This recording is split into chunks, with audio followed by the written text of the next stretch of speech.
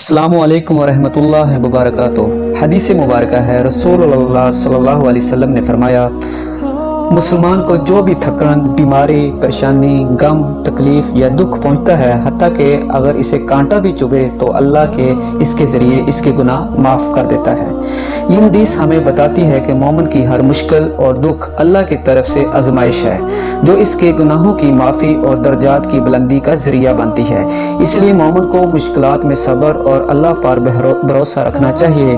مثال کے طور پر اگر آپ دفتر جاتے ہوئے حادثاتی طور پر گر جاتے ہیں اور چوٹ لگتی ہے، تکلیف کے باوجود آپ صبر کرتے ہیں اور اللہ سے اجر کی امید رکھتے ہیں، تو یہ صبر آپ کے گناہوں کے مٹنے اور نیکیوں کے بڑھنے کا سبب بن جاتا ہے۔